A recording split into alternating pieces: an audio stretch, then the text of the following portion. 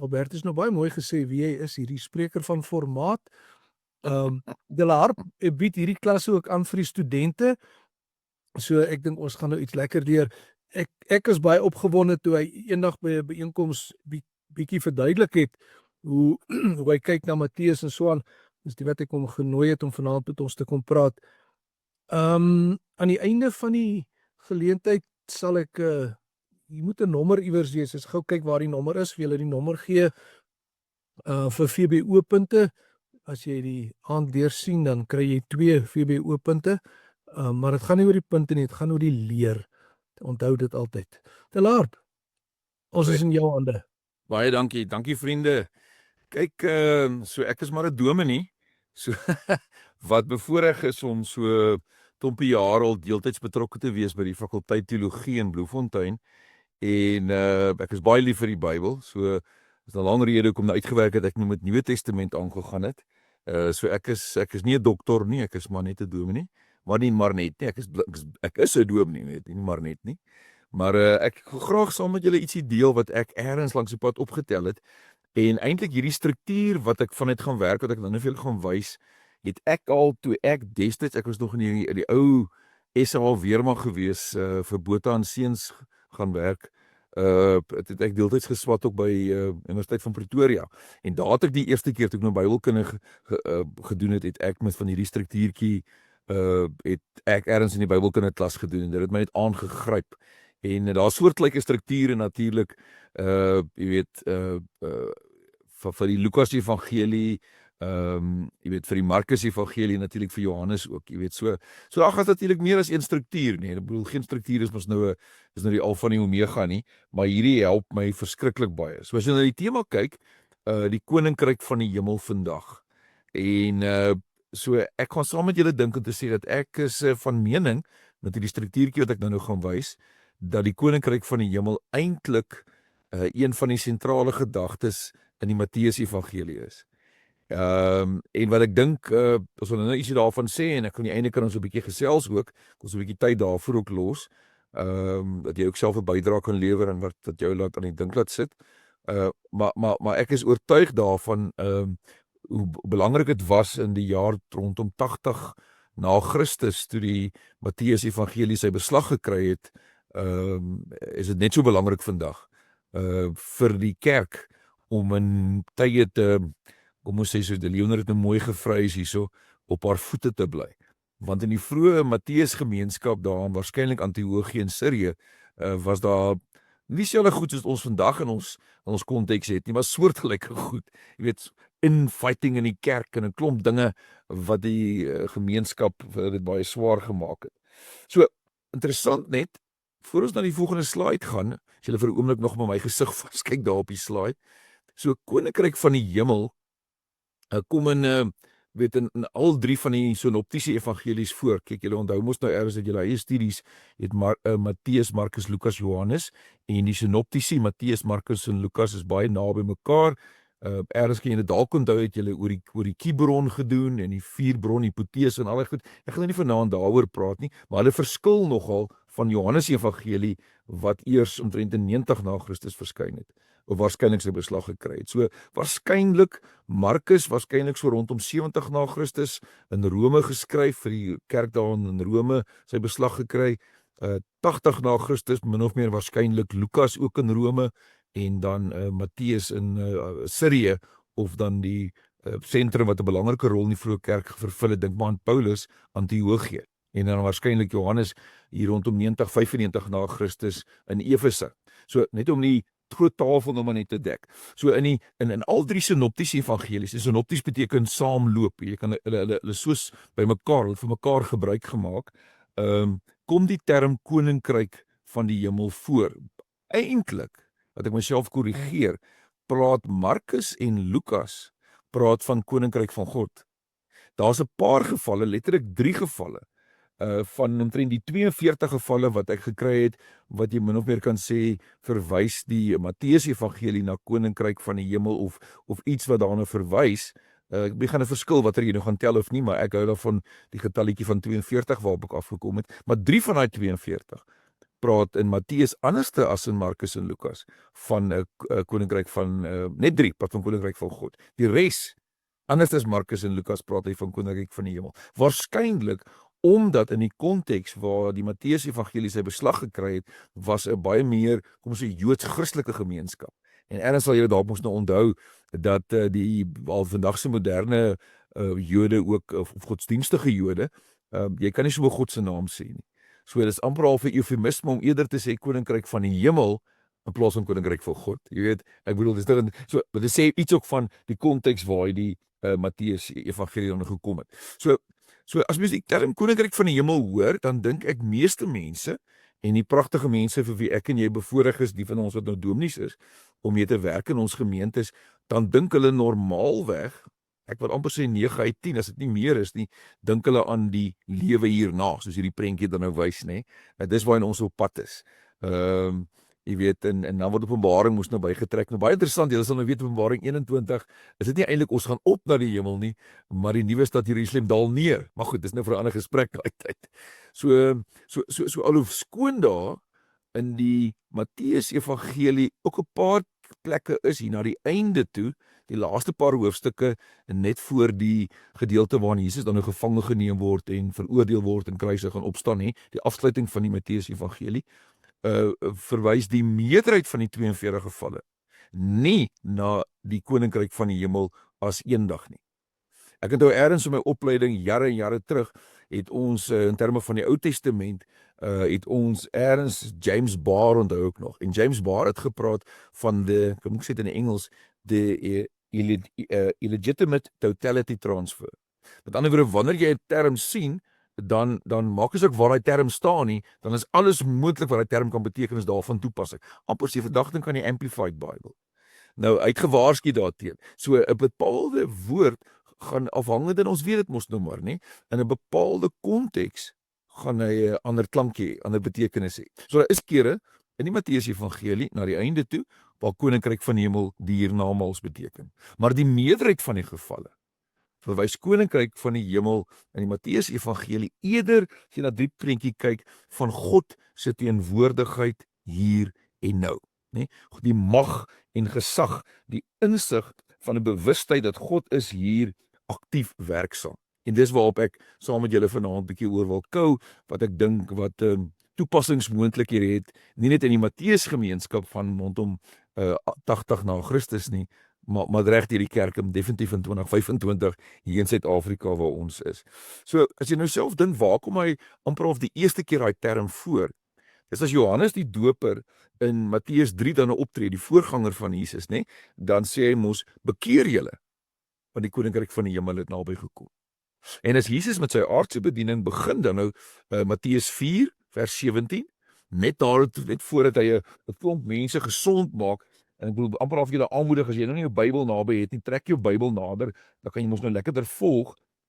Maar net voordat Jesus begin met sy openbare bediening, net voor hy sy eerste disippels roep, soos Matteus dit dan nou weergee, dan sê dieselfde wat Johannes die Doper gesê het: bekeer julle, want die koninkryk van die hemel het nader gekom. Nou daai bekeer kan jy ook nou 'n klomp maniere verstaan, nie net bekering van sondes nie, maar ook draai jou om, wees bewus, God is hier.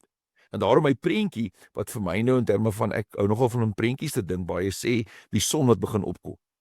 So as Jesus dan nou kom, sy inkarnasie, soos, veral dan nou ons werk met Matteus vanaand, dan is die bewussyn, dat wat die oproep is, dis nog nie heeltemal in totaliteit nie, dis die alreeds, maar dis nog nie, ons is nog nie in die hiernamaals nie, in die heerlikheid van die Here met die helder lig en al daai mooi beelde wat mense nou kan sê nie, maar hy is hier. Nie dat hy nie voorheen daar was nie, né? In die Ou Testament is daar mos nog baie tekens van God se teenwoordigheid, maar veral hier. En as jy dan onthou hoe die evangelies werk, nie net in Matteus nie, maar ook in Matteus en Lukas en in 'n mindere mate Johannes, wat nou van die 7 semeion, die 7 wonderwerke praat. Dan elke keer as Jesus dan nou en 'n wonderwerk doen, iemand genees, dan skrik hy demone. Jy weet, soos dit nou vertel word. Kyk, vir my is een van die lekkerste gedeeltes daar rondom daai gedeelte in Matteus 8 vers 28 tot 34, nê, die sogenaamde of die 2 besetenis van Gadara aan die ooste kant van die see van Galilea. Jy weet, as Jesus daar uitkom met sy disippels, hulle kom hierdie wille manne wat daar by die grafte is en almal is bang vir hulle. Julle ken mos daai storie. Dan voor Jesus nog iets kan sê, dan skree daai klomp demone uit, asseblief ons tog nie na die hel toe stuur nie, nê. So hulle duidelik geweet wie Jesus was. Terwyl die disippels het nog try uitfigure wie hy was. Wel, klop mense vandag try nog uitfigure wie Jesus is, maar in die ander werklikheid was daar geen twyfel wie Jesus Christus dan nou is nie. En as jy daaroor begin dink dan nou ook, dat ek en jy, kom ons trek vinnig die lyntjie deur, as ons nou sê, ons dink aan 2025, is ons uitdaging, dat partykeer is goed so die mekaar, dat ons vergeet partykeer, dat die teenwoordigheid van die Here is hierso. Nog nie in die volheid, soos met die, weet, in die lewe hierna nie, maar hy is hier in sy volheid. In die ander werklikheid, die ander dimensie, die geestelike dimensie, weer die demone dit duidelik. Maar ek en jy kan nie in die ander dimensies sien nie. En dis daai challenge om te sê, al lyk dinge hoe die mekaar, ook in 2025 waar jy ook al is, God is hier. Nou as ek vinnig spring na een van die ander synoptiese evangelies, Markus wat dan die oudste is, nê, wat ek gesê het, wat ek gaan met die gedagtes saam uit 70 na Christus sy beslag gekry in Rome, dan sal van jou dalk onthou dat in julle opleiding of ergens met julle besig wees dat in Markus veral praat ons van die Messias geheim. So alhoewel jy dit ook in Matteus en Lukas kry, maar veral in Markus is dit baie sterk, jy moenie sê vir die mense wie ek is nie. So dis een van die kenmerke van Markus, maar iets hiervan dat in die ander werklikheid verstaan die demone wie Jesus is, maar die mense nie. As ek vinnig gou kon spring na Johannes wat nou baie later is, nê, rondom 90 na Christus omtrent. In Johannes Evangelie sal julle dalk onthou dat die ouens wat veronderstel is om te weet wie Jesus is, jy weet die skrifgeleerdes, die kerkmanne, hulle weet nie wie is, wie is jy van Nasaret af? Maar die ouens wat op die periferie is, die Samaritaanse vrou, Johannes 9, die man wat blind gebore is, hulle weet Jesus is die seun van God. So hierdie interplay kry jy ook in die ander evangelies. Maar kom ons gaan terug na Matteus toe. Kom met die struktuur wat ek nou by, en die boekie lê agter my, professor PPA Kotse, so 'n klein boekietjie wat ek daar in die Universiteit van Pretoria jare terug gedoen het, toe ek nog op diensplig was. So as jy dit dalk sal onthou, en as jy jou Bybel by jou het, sal ek jou weer aanmoedig, blaai nou 'n bietjie rond daar in Matteus toe, en veral by Matteus 13 is wat ons dan nou ken as die koninkryksgelykenisse. En dan begin daar so 8 van hulle, die een lange is die gelykenis van die saaiër. En ek sê baie keer vir studente, en sommer net vir mense wat ek nou ergens weet, nou selfs by die Bybel, dan challenge ek hulle sê, as jy weer Matteus lees, nee, begin nie by Matteus 1, by die geslagsregister, en weet in Matteus 2 die wyse manne wat nou pad is na die Jesuskind nou te gaan eerbring nie, maar begin by die kern van waar Matteus dink my these gaan, Matteus 13, want die res van Matteus is soos in konsentriese sirkels as ware rondom Matteus 13 gebou, hierdie 8 koninkryksgelykenisse. Ek het nogal in van my Bybels, vriende, en ek weet nie hoe jy met jou Bybel werk nie, maar ek hou daarvan, want van my Bybels hou ek om te merk. Het ek letterlik elke keer gaan merk, veral in Matteus 13, waar gesê word die koninkryk van die hemel is soos, die koninkryk van die hemel is so, die koninkryk van die hemel is so. So in daai Matteus 13, as ek nou reg onthou, is daar 10 keer in daai een hoofstuk wat die term koninkryk van die hemel is so, koninkryk van die hemel is so. Nou al daai goed sê vir jou, dis 'n belangrike tema, en veral binne die struktuur wat 'n klomp ouens sê, soos professor PPA Kotse en ander, wat dan sê, maar dit lyk of die hele Matteus rondom hierdie gebou is, en dit een van die belangrike motiewe is, wat vir jou sleutel gee, om Matteus te verstaan, maar ook jou help om dit van toepassing te maak op jou lewe van vandag. As jy vinnig dink aan, as jy nou nie jou Bybel voor jou het nie, of dalk het jy, kan jy rondblaai, maar hy begin ons Matteus 13 met die gelykenis van die saaiër, nie, die 4 plekke waar die saad dan nou val. En dan is daar die gelykenis van die onkruid tussen die koring. Daar's die klein enetjie van die mosterdsaadjie. Daar's die suurdeeg. Daar's die saailand, daar's die groot skat van parels wat alles gaan verkoop om hierdie skat te kry. Daar's die treknet wat uitgegooi word. En dan is daar hierdie baie interessante enetjie. Ek gaan sommer nou vooruit hardloop waarvan, is lekker om dit te sê, in Matteus 13, 51-52, wat van die ouens meen, dis amper of 'n selfidentifikasie van die finale redaktor, wie ou dit alles bymekaar gebring het, van die Matteus Evangelie wat hy sê die koninkryk van die hemel is soos 'n huiseienaar. Kom ek lees vers 52. Hy sê vir hulle, sê Jesus, soos elke skrifgeleerde wat 'n leerling word in die koninkryk van die hemel, soos 'n huiseienaar wat uit sy voorraad nuwe en ou dinge tevoorskyn bring. As ek dit nou sê, dan sal julle waarskynlik weet dat in die omgangstaal is dit mense baie lief, soos hulle wil sê, die Johannes Evangelie is deur die Johannes disipel geskryf. Waarskynlik nie. Jy weet waarskynlik nie, maar dis 'n gesprek vir 'n ander tyd. En hulle sê die Matteus Evangelie is deur die Matteus Levi die tollenaar, die tax collector. Hy is deur hom geskryf. Waarskynlik nie. so ek bedoel dit is nou nie of sorgwekkende goed om te sê nie, dit maak niks afbreek in die woord van God nie, maar waarskynlik nie as jy ag neem hy's in 80 na Christus geskryf en mense het nie so oud geword nie, soos wat hulle vandag sou kan word in daai tyd nie. So waarskynlik het ek net nou gesê, word die Matteus Evangelie in 'n Joodse konteks daar in Sirië geskryf. En as jy dalk op jou kaart kon onthou, ek moes dalk 'n kaartjie bygesit het, Leon, maar Antiochië, kyk daar waar hy Paulus begin het met sy soos Handelinge vertel het van sy 3 sendingreise, soos Handelinge dit nou interpreteer, wat dan 'n belangrike stad was, maar is 'n konteks van Joodse Christene. Maar dis in die diaspora. Nou jy onthou mos die diaspora beteken mos nou die verspreiding. So dis mense wat se primêre taal nie Hebreëus of Aramees was nie, maar Grieks was. En die Bybel wat hulle gebruik het was die LXX of die Septuagint of dan nou die Joodse geskrifte, die ons Ou Testament wat al lank al vertaal is in Grieks. So hulle kom in die Joodse agtergrond, maar hulle is nie kom ons sê Jode wat in Israel Palestina gefunksioneer het nie. So waarskynlik word dit daar geskryf. En waarskynlik sê van die ouens, en ek haal maar ander ouens aan, ek is nou nie so slim nie, maar hulle sê dat daar's genoeg tekens om te sê dat daar was aanvanklik 'n sterk sending. Kyk as jy dink aan soos Handelinge, Paulus se verhaal vertel ook nie, hy begin by die sinagoge, dan wil die ouens nie in Jesus glo nie, dan loop hy weg en hy gaan praat by die ouens by die markplein. Dat die mislukte sending na die sinagoge, dat gehoop het maar hierdie ouens wat met die, kom ons sê met die ons taal Ou Testament groot geword het, hulle gaan nou glo. En dan glo die meerderheid van hulle nie. En daar was dan konflik al gekom wat ons nou uit die kerkgeskiedenis ook weet. So hierdie Matteus gemeenskap probeer sin maak na die mislukking van die sending na die Jode, was dit skeiding met die sinagoge. Skielik is daar 'n nuwe oriëntasie na ouens wat uit nie Joodse agtergrond kom.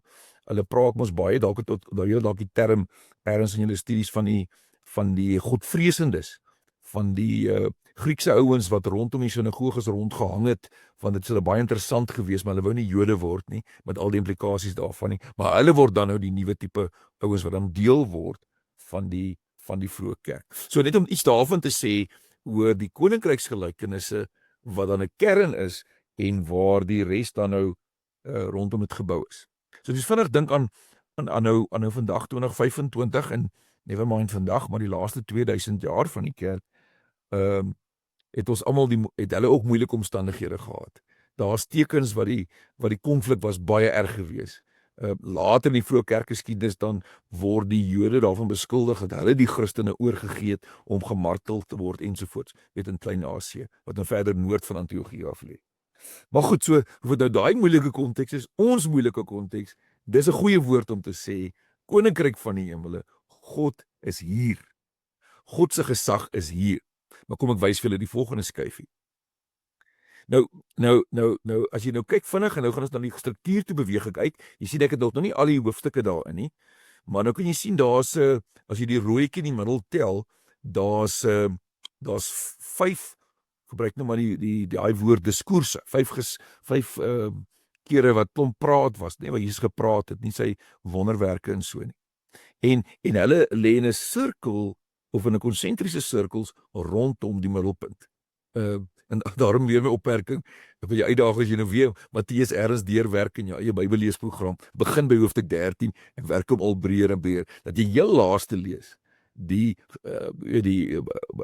gedeelte waarvan van die Jesus kind en dan daarmee saam die kruisiging en opstanding. Maar kom ons is nou hierso. So in die eerste ene, jy herken Matteus 5 tot 7, is dit Jesus se woorde van gesag, die bergrede. Nou in die bergrede sal jy dalk onthou Jy weet, daar word baie na die koninkryk van die hemel verwys.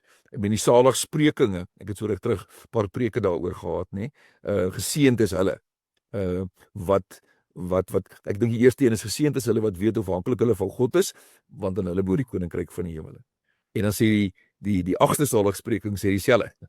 Wat dan hulle behoort die koninkryk van die hemele. Geseënd is die wat vervolg word of sleg gesê word of so aan. So dis 'n baie sterk term, maar dit waarop te sê Jesus vat hierdie lering wat uit die Joodse agtergrond kom en hy is die gesagsvolle leermeester. Hy is in essensie die nuwe Moses. As ek sê Moses, dan sê jy dit moet onthou dat hoe die Ou Testament dan nou ingedeel is volgens die Jode, die 3 dele, die Torah, die wet, die geskrifte en die profete. En hulle, jy weet, so die Torah is amper al in 'n sekere sin bietjie meer gesag gehad. Die 5 boeke. So baie mooi wat dit uitgewerk is, die 5 diskoerse. Dis net amazing, né? En ek hoop as jy van daai goed, as jy dit nou eers gesien het, dan gaan jy dit nooit ontsien nie. Gaan jy dit altyd sien, altyd voor jou oë kan hou, want vir my is net dit, wow, dit klomp goed van 'n plek. Maar kyk nou waaroor gaan dit. 5 tot 7, Jesus se woorde van gesag. So ek sê vir julle, en hy sê julle geregtigheid moet meer wees as die van die Fariseërs. As jy dan daai gedeeltes onthou aan die begin van die bergrede. En hy connect op die einde, as jy sien hoe gaan die streepie terwyl van die konsentriese sirkels, die buiteste sirkel, wat Matteus 23 tot 25. Weer Jesus se woorde van gesag. Want dan praat hy oor die oordeel. Kyk, is daai gedeelte wat hy ook mos vir die Fariseërs sê, julle ander geslag, nê? Hy sê hulle lekker sleg, dat die water hulle nie kan afwas nie, so seël nie kan afwas nie. En ook dan die profetiese rede. Jy sien die gesag wat Jesus sê, ek sê vir julle. Maar dan ook die gesag wat dan nou verder vat.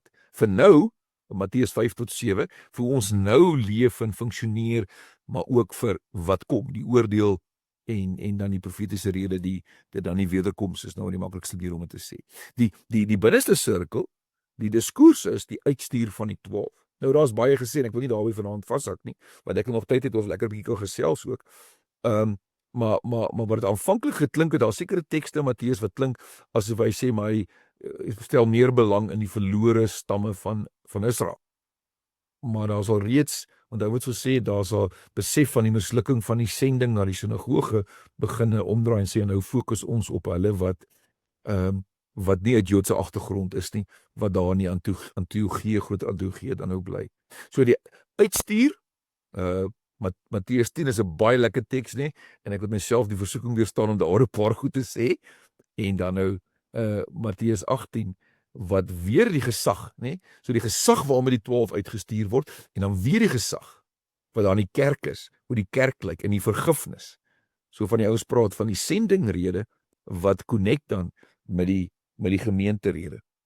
Nou terug as ons nou dink, wat sê hierdie vir ons? As ons sê, dat dit lyk in Matteus, as ons oomblik bietjie net terugdink wat ons tot dusver nou vir mekaar al gedeel het, koninkryk van die hemele, gaan oor God se teenwoordigheid hier en nou. Maak nie saak hoe die mekaar dit is nie. Maar dit lê in terme van aaneenlopend ook met die pad wat God met die volk geloop het van die Ou Testament af, daarom Jesus as die gesagsvolle teacher, gesagsvolle leermeester, die nuwe Moses. Maar ook die gesag van Jesus. Die gesag van Jesus wat in die nuwe kontekste, waar in die Matteus gemeenskap, kom ons spring vandag na 2025 in Suid-Afrika, die nuwe kontekste waar ons moet weet, maar Jesus het gesag hier, hoe hy dit wat, maar vandag doen dit deur sy gees sê ons vir mekaar, maar dit wat hulle lampad kom, van toepassing maak vir die kerk, om duidelikheid te kry, die gesag wat die kerk het, maar ook die vergifnis, nê, want ek kan nou baie ingaan op Matteus 18, en miskien as julle net wil praat, kan ons daaroor 'n bietjie 'n paar goed van mekaar sê, maar die klem op die gesag, nou kom ek sê, ek hoop, as julle hierdie gaan wys, dan weet julle dit nie, maar hierdie ene, dat die hele Matteus is nog ingebed binne 'n groter raam as jy van die konsentriese sirkel praat. Matteus 1 tot 4, Jesus se geboorte en die versoekings, jy weet daar waar hy nou deur die duiwel versoek is, wat in 'n verbintenis staan met Matteus 26, 28, die verhaal van die lyding, die dood en die opstanding. Maar nou sê jy dalk onthou daai mooi vers, kom ek slaan hom gou sommer net weer naai langs my.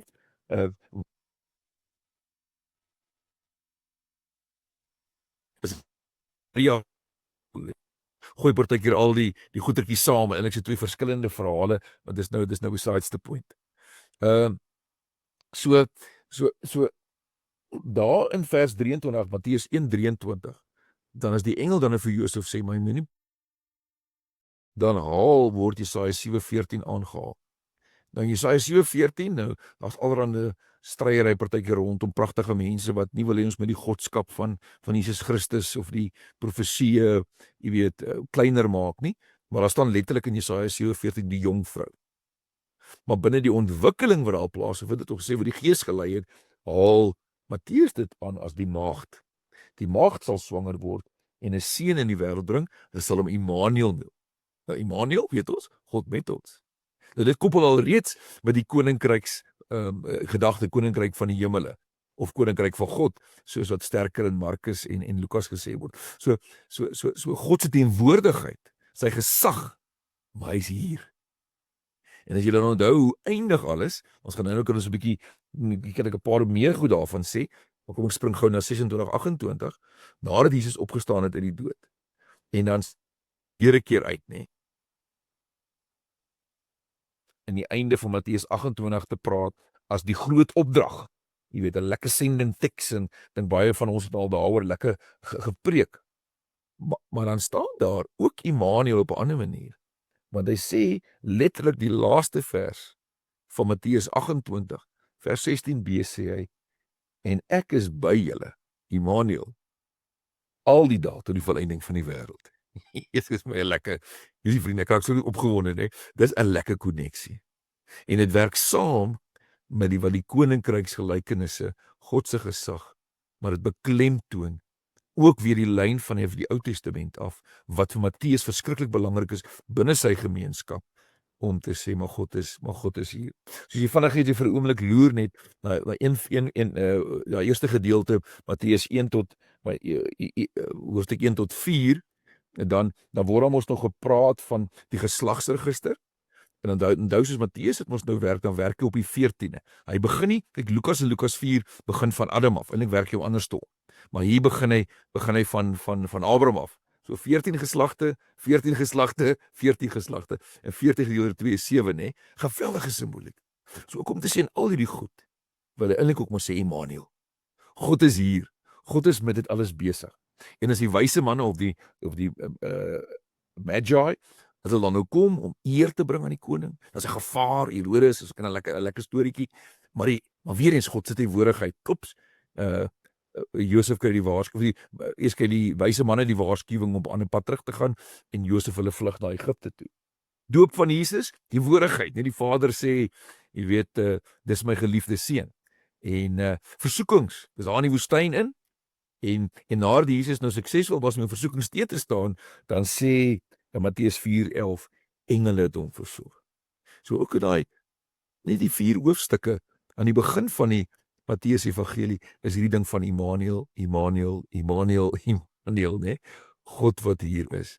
Wat net in terme van die groter prentjie moet ons eintlik as ons met die teks werk, vir die tekste daar uitwerk, net baie meer van maak. As jy dan vinnig spring na die onderste, 26 tot 28, met die lyding, die dood en die opstanding, wat dan uitloop op Immanuel, nee, ek is by julle al die dae tot die volëinding van die wêreld, dan bloed, die nagmaal, die laaste avondmaal, die bloed is my bloed. Die bloedgeld, nee, waar Judas dan nie die geld wil vat nie, en dan sê hulle gooi die geld mos daar neer, en weer eens bloed. Pilatus wat sy hande was en sê ek is onskuldig aan hierdie bloed.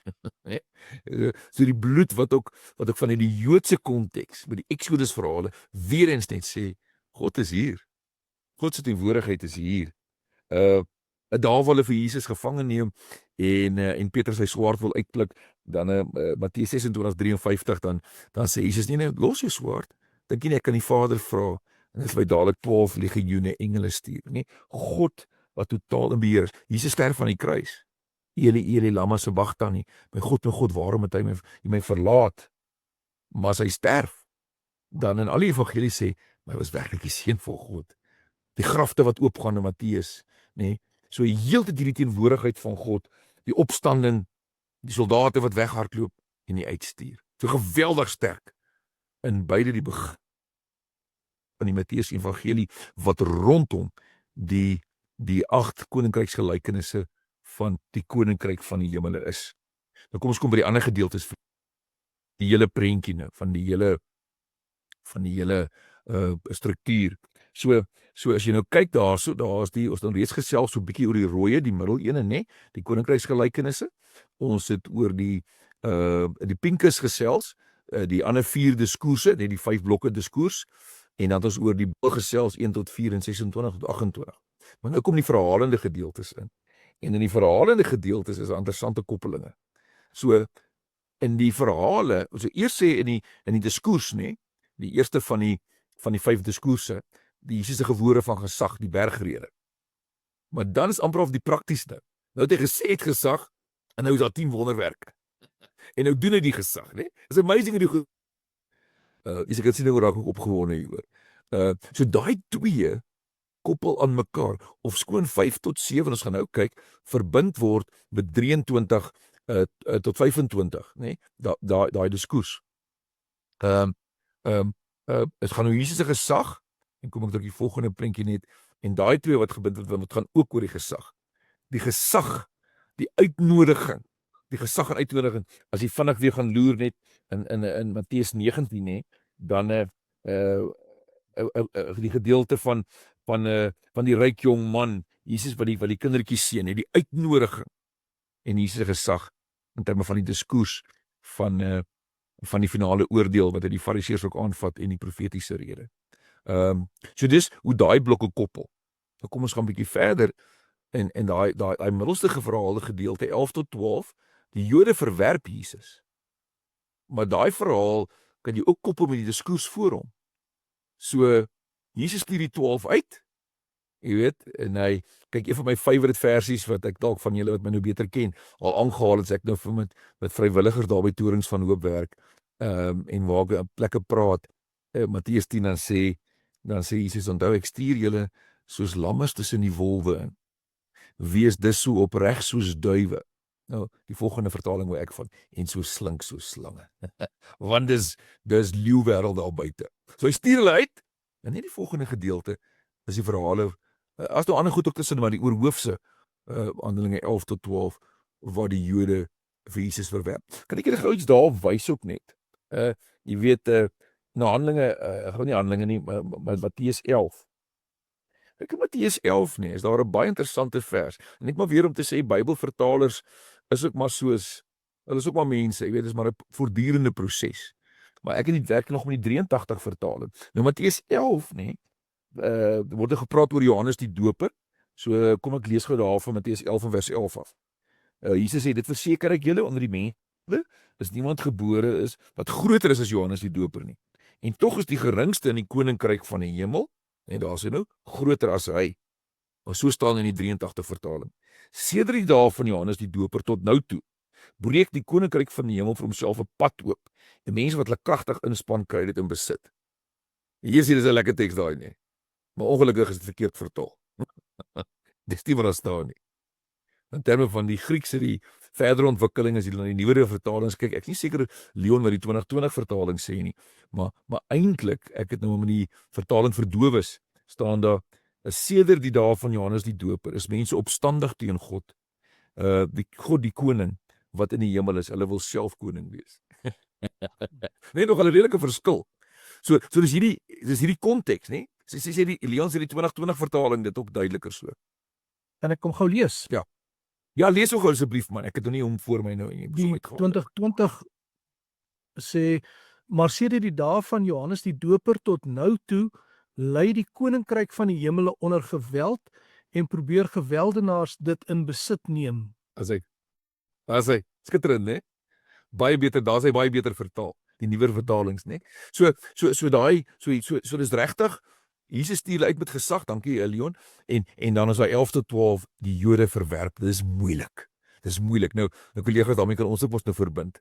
Ons sukkel, jy weet, hoeveel keer preek ons nie op plekke, en dan hoop ons die mense gaan verander, dan wragtig, dan dan lyk dit of hulle ons nie gehoor het nie. So dan kan ons baie goed vir mekaar sê. Maar nou herinner ons mekaar, Immanuel, God is hier. Hoe goed die mekaar het ook al lyk. En die koninkryk. Ek het nou nie gesê, maar daai vorige prentjie kon jy dalk gesien het, die koninkryk is eintlik subversief. Daai gelykenisse, nê. Dis die mosterdsaadjie wat klein is, boems, neem hy alles oor. Dis die saadjies wat val, boems, lewer hy vrug, nê. So die koninkryk is eintlik subversief. Jy sien hom nie hoe werk hy nie, maar dan skielik doen hy groot goeders. Goed, so hy koppel dan nou met 1417 weer ontwikkeling waar die Jode Jesus verwerp in hoofstuk 11 tot 12, hoofstuk 14 tot 17 erken die disippels vir Jesus. En daai twee word dan nou aan mekaar verbind, maar dan ook word 1417 word ook met 18 verbind. So die disippels erken Jesus en dan die diskursus, dit is nou gesê die gesag van die kerk, die vergifnis wat daar in die kerk is, want hulle begin iets verstaan soos Matteus het nou maar 'n paar goed aanhaal van wie Jesus is, nê. Nou vriende, ons kan nou gesels, ek weet nie wil sê ek as ek die goed praat raak ek julle hoor, ek raak dikwels opgewonde, maar dit is amazing goed. Kom ons kom by die laaste ene hiervan, voor ons nou 'n bietjie gaan gesels.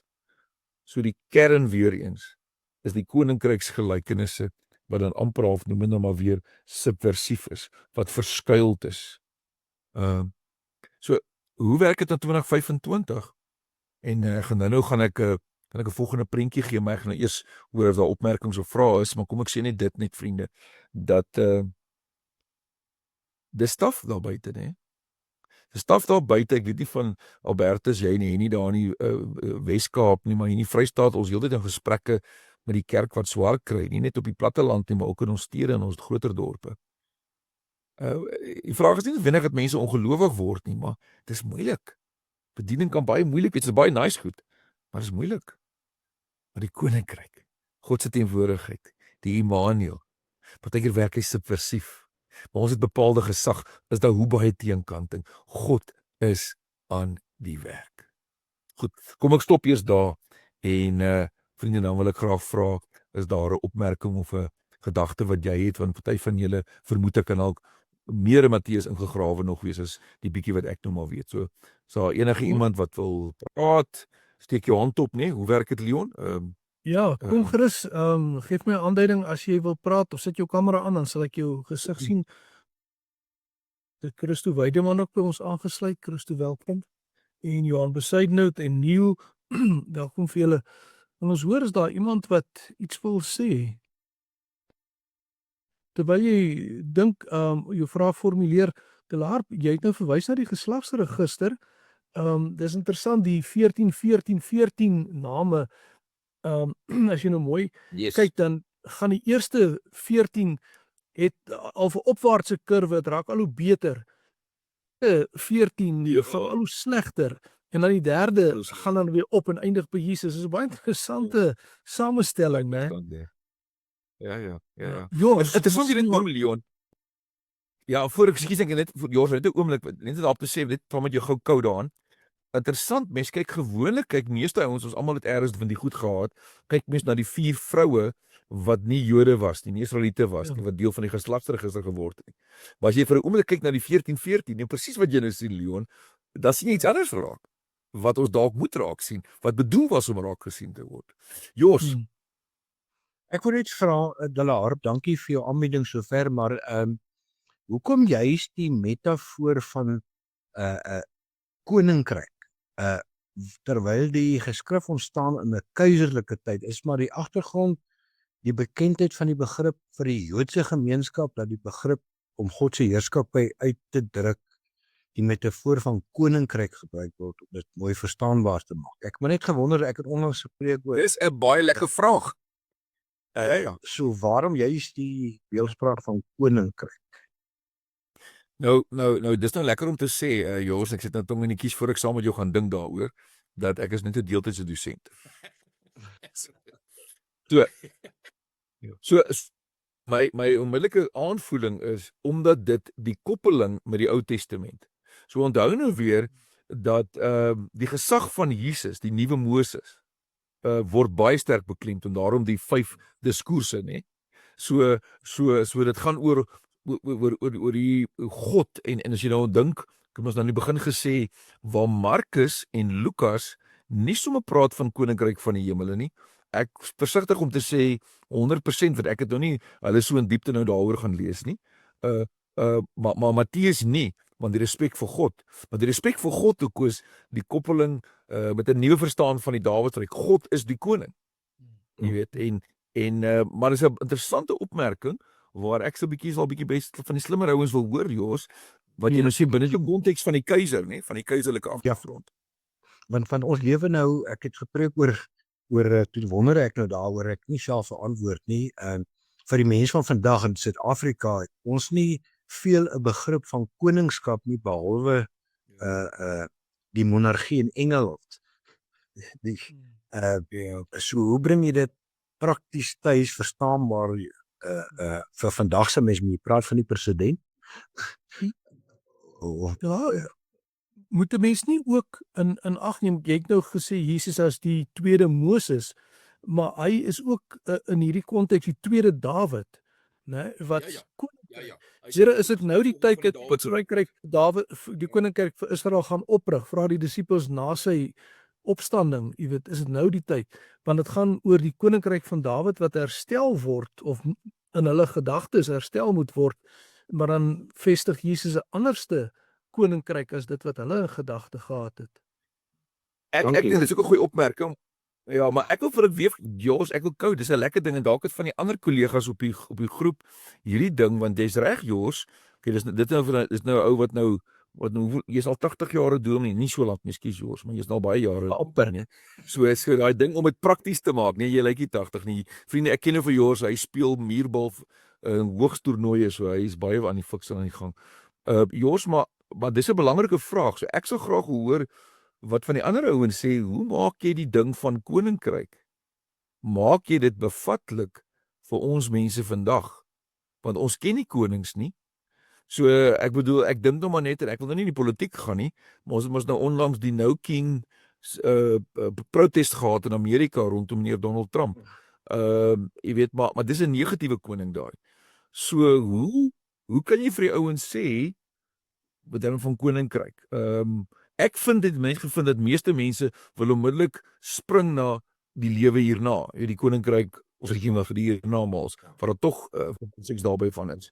Maar dis ek kos oor van die ander ouens, dalk het iemand anders 'n lekker opmerking daaroor. Ek sal graag wil hoor. Enigiemand is welkom, praat gerus met ons. Met stomheid geslaan. Okay. Okay, kom ons net eers Leon. As jy praat oor die gelykenisse, jy het in die begin gesê ek reg gehoor, is daar 8 gelykenisse oor die koning wat spesifiek oor die koninkryk handel? Ja. Die fokus van daai gelykenisse is hier op aarde, né? Die koninkryk van die hemel is soos 'n mosterdsaad, jy weet, groot boom word al die voëls sy takke. Dis 'n aardse fokus, nie eendag as ek dood is dan. Dis ook belangrik. Ja. Kyk, ek het in my bietjie wat ek gaan lekker gaan lees het in die 42. Ek moes actually 42 wat ek nog gemerk het in Matteus Evangelie in die 28 hoofstukke. Dan eintlik is daar die einde hierby wat ons nou by die diskurs van die oordeel kom hier van hoofstuk 23 en 'n bietjie vroeër word eintlik na die hiernamaals verwys. Maar is baie aards en dis tipies Joods, nê. Kyk, as jy nou dalk onthou kollegas van die Ou Testament kom die verwagting van 'n lewe hierna het eers baie later gekom. Van die Psalm sê ek wil nie in die doderyk neerdaal nie. So hulle het nie daai selfde verwagting gehad wat ek en jy het met die ontwikkeling en ons die progressiewe openbaring van God van die hemel nie. Dit het baie later gekom. So weer eens Leon het om saam met jou te kou daaraan vanuit die Joodse agtergrond. Is die klem verskriklik, weet ons moet hier en nou moet God se gesag geld. En daarom as jy terug na die bergliedere gaan, die sterk etiese, die saligsprekinge, die afhanklikheid van God. Ek wil nou iets daarop wys, maar kom ek hoor van nog 'n opmerking van iemand is ek wil graag na die bergliedere wil gaan. Is daar 'n opmerking? Ja, ek kan gou sê ek ken nie Walter Briggelman se teologie natuurlik so goed nie, maar ek het onlangs al van Nout gevat dat hy eintlik baie krities is op die Davidiese monargie, nê?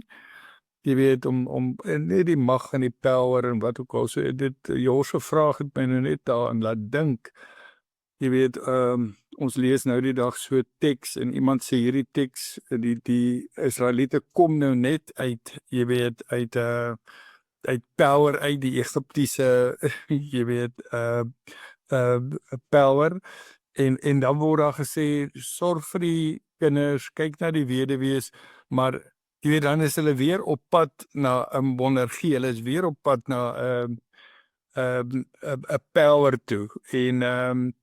En dit lyk of God vir ons sê, kyk na mekaar, wees lief vir jou naaste, jy weet, kom daarby uit en dat die monargie nie noodwendig die antwoord is vir die probleme van die samelewing nie, maar ek het nie 'n vreeslike mening nie.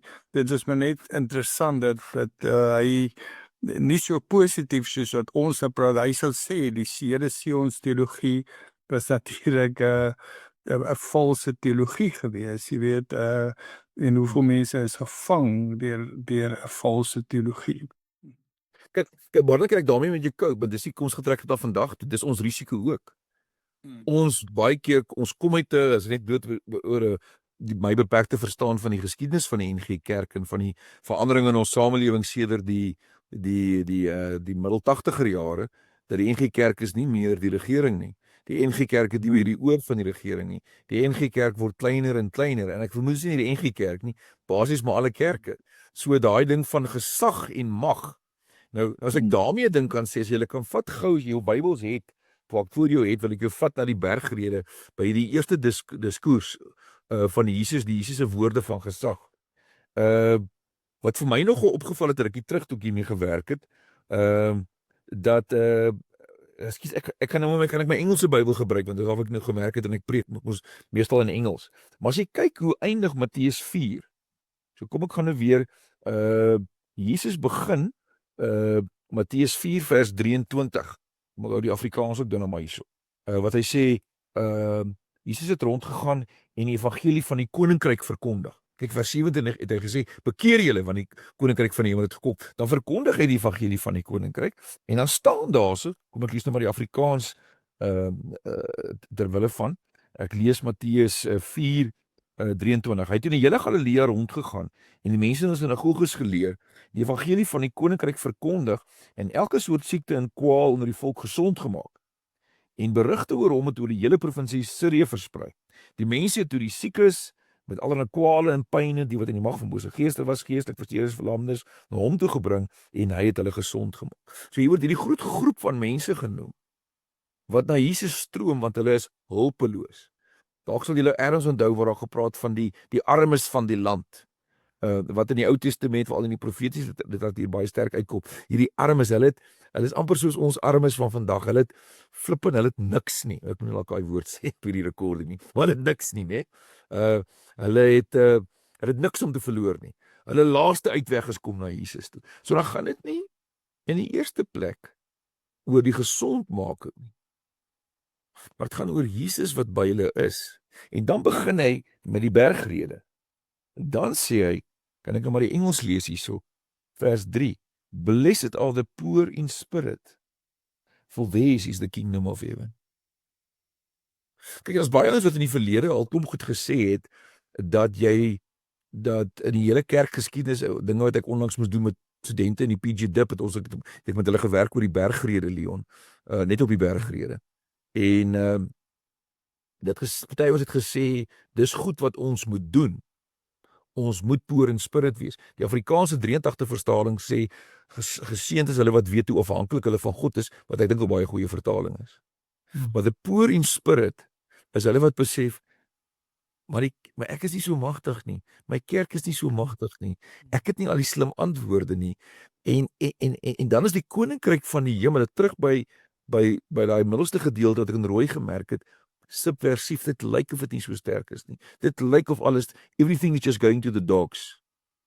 Maar Jesus sê, julle is geseën, julle verstaan, julle is afhanklik van God. En dan word die hele 8 saligspreking het ek net nou gesê omsluit. Want die 8ste saligspreking vers 9 sê blessed are the peacemakers. Nee, wag, vers 10, sorry. Blessed are those who are persecuted for righteousness. Met ander woorde, jy probeer die regte goed doen, maar die hele wêreld is teen jou. Alles behalwe hierdie magtigheid. En Jos se lekker opmerking van net nou, so die koninkryk is eintlik die gepepel wat ons dit met ons is. So as ons te slim is en te alles weet, dan verstaan ons nie ons is afhanklik van God nie. So dit word die hele inleiding tot Jesus wat die hele kom ons sê die Joodse Torah, as jy daai volgende gedeeltes vat in Matteus 5, eintlik haal hy tegnies net 3 van die gebooie aan. Hy haal eintlik nie die 6de, die 7de en die 9de haal eintlik aan. Wat hy so sê, maar ek sê vir jou. So die hele saligspreking het my nog baie gehelp om te sê jy nou verder gaan. Blessed are those who mourn. Hy treur voel jy nie geseënd nie. Blessed are those who are meek. Ek dink die Afrikaans sê die sagmoedig is. Blessed, geseënd is die wat honger en dors na wat reg is. Jy smag daarna, al weet jy kry dit nie, maar jy is geseënd. Want jy verstaan, al sien jy dit nie, al beleef jy dit nie. God is hier met sy gesag. So ek dink dat ek so 'n bietjie dors, Jos het my so 'n bietjie onkant gevang met 'n lekker goeie vraag, dankie Jos. Maar ek dink hoe meer ek daaroor dink, dat ek hierdie kan dalk deel van die antwoord wees. En wat Barnard ook nou gesê het, dit gaan nie oor die magtige nie. Dit gaan juis oor die kontras. Die magtige moet afgebreek word. Dis juis hierdie kerk wat sukkel. Jy is hierdie gelowiges wat sukkel, wat geseënd is. Okay, ek begin nou preek, kollegas. Kom ons gee nog 'n ek eers weer stil bly. Jos. Jos is klaar.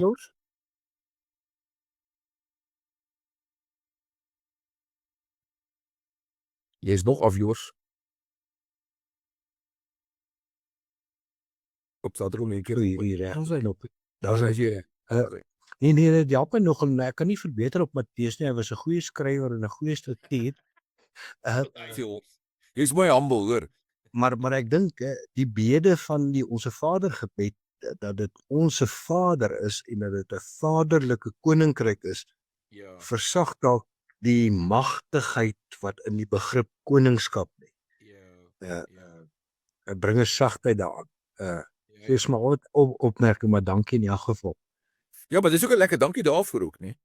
Dankie daarvoor ook. So ek wil amper of ek miskien die woord dekonstruksie moet ou versigtig wees.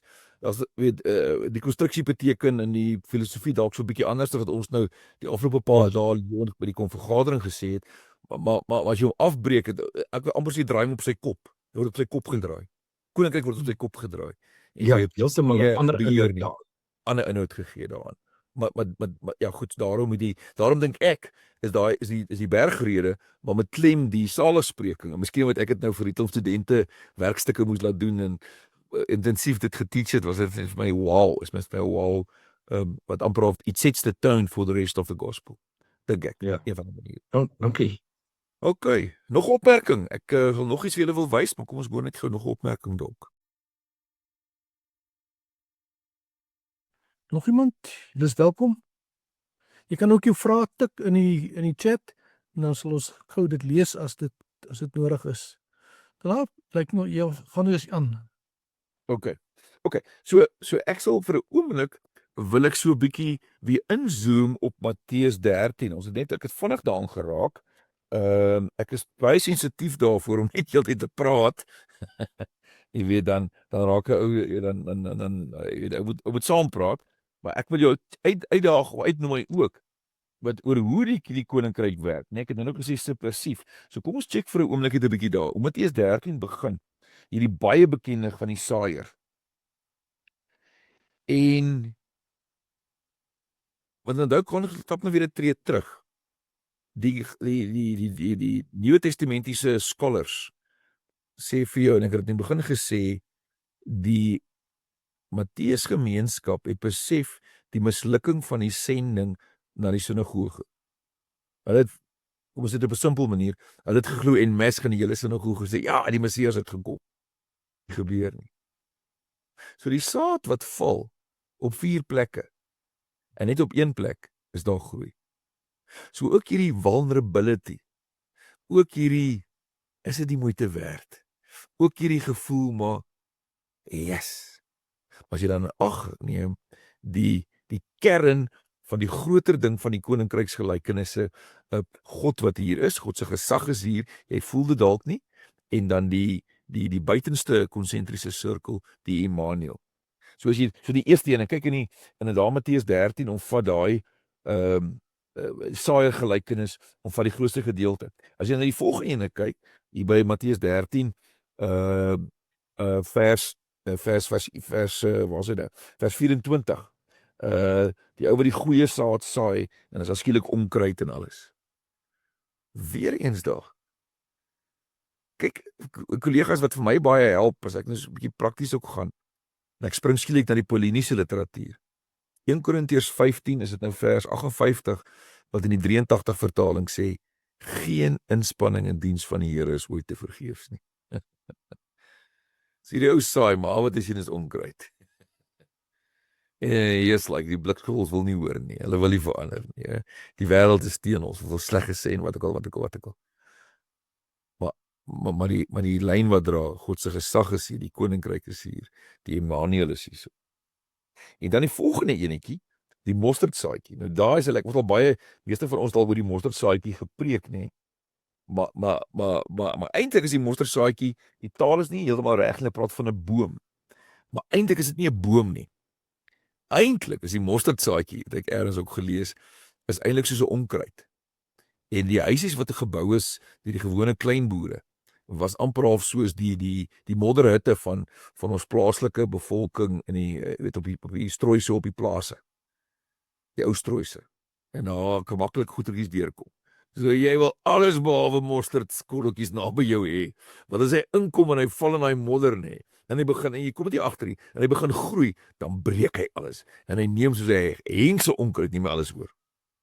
So die subversiwiteit, God se teenwoordigheid, Immanuel, God se gesag, hy is besig om te werk. Nee? Sien jy waarom ek dink, en daarom, Leonard het nou baie nicer as ek gestel, dat hierdie sleutel van die koninkryk van die hemel kan ons help om op ons voete te bly, want dit is lekker gereformeerd hierdie, nee. Dat is altyd God se werk. Dis altyd hy wat wel. Suurdeeg, en dan kan ek weer vir 'n oomblik stil by as iemand as iets wil sê, maar die suurdeeg ene, net vir dieselfde ook, klein bietjie, boems. En vir die ooitvee, het 'n hengse effek. Nee? So, ek weet nie een van julle iets oor daai 3 eerste gelykenisse iets wil sê nie, as ons saam dink oor koninkryk en God se teenwoordigheid, Immanuel, die subversiteit, wat hoe die koninkryk werk nie. As ek oor die suurdeeg net kan sê, net die hele idee, dis nie 'n jy gebruik die woord subversief. Subversive is 'n grof anglisisme nou, sorry. Ja, maar so van onder af so stil sonder dat jy dit agterkom. Dis soos die suurdeeg werk, né? Jy kan dit inroer, jy sien eintlik niks, daar gebeur nog niks. Jy moet eers 'n bietjie kans gee. Môreoggend as jy kom kyk, as jy sien daar het iets gebeur. Daar's nogal iets baie mooi beeld daar. Absoluut. Ek sien Willem Botha is daar. Willie, welkom. Wil jy ietsie vra? Sê. Ja, maar dis reg, ek luister en ek het laat ingeskakel. Dis reg, jy's welkom. Right man, welkom. Okay, so as jy nou na vanaf vat, as jy dan so daai eerste drietjies, miskien het almal net julle net mute. Ek dink was iemand wat nie gemute is nie. Dan die volgende ene is daai ene van vers 44. Die skat wat in 'n saailand lê. So as jy oor fokus gaan, help dit my om te sê God is hier dat teen alles wat ons sintuiglik beleef, dat dinge is die mekaar en dinge werk nie. Maar ek fokus daarop, God is hier, die skat in die saailand, stel alles daarop gefokus, nê? Vers 45, die handelaar, soortgelyke ene, gaan verkoop alles, gaan oor God se teenwoordigheid. 47, die sewende ene, is die treknet wat in die see gegooi is. So nee, so hy lê so bietjie anderste. Hier word bietjie deur die sprong bietjie gemaak amper half na die koninkryk van die hemele van die hiernamaals. Maar iets net van hoe die koninkryk eenvoudigheid amazing werk. Jy kan nie help as jy dit lees en die res van die Bybel ken, dan dink aan Petrus wat ingooi en dan moedeloos raak en skielik is hierdie engse vangs nie. So die koninkryk van die hemel, God se teenwoordigheid, is net, want ons sê dit nou oor en oor van mekaar op verskillende maniere, maar die teks ontleen hom daartoe, of die hele Matteus struktuur, is net 'n wow. En mag ons nooit moedeloos raak nie. As ek nou dink aan 2025, mag ons nooit moedeloos raak nie. En kollegas van julle was dan saam met my op 2-dagse meetings en die klomp goeters waar ons oor debatteer in die Vrystaatse NG Kerk. So ek preek nou vir myself. Mag ons nooit moedeloos raak nie. God is aan die werk. So en dan die heel laaste ene wat ek net nou vir julle gesê het, sê van die scholars, is dalk daai vers Matteus 13:51 tot 52 wat dalk 'n selfidentifikasie is van die finale redaktor samesteller, jy weet, van die Matteus Evangelie wat sê myn dit oor en oor en oor en oor. In ander woorde, hou aan soek vir tekens van die koninkryk. As ek dit sê, wil ek weer terugvat na een van daai eerste skyfies. Toe Jesus begin het die demone geweet. Is die seun van God hierdie. Jy weet, dink aan daai 144 demone by die twee besetenis van Gadara. So ek en jy, die Here het dit so gemaak, ons kan dit nie sien nie. Maar ons moet aanhou en aanhou werk, aanhou insit, aanhou die vertroue hê, maar God is aan die werk. Goed.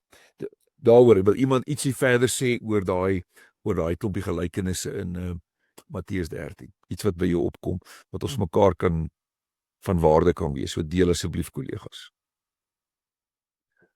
Albertus? Ja, dankie Leon. Dis 'n opmerking en 'n vraag nogal Delaar. Baie dankie. Ek jou opgewondenheid is aansteeklik.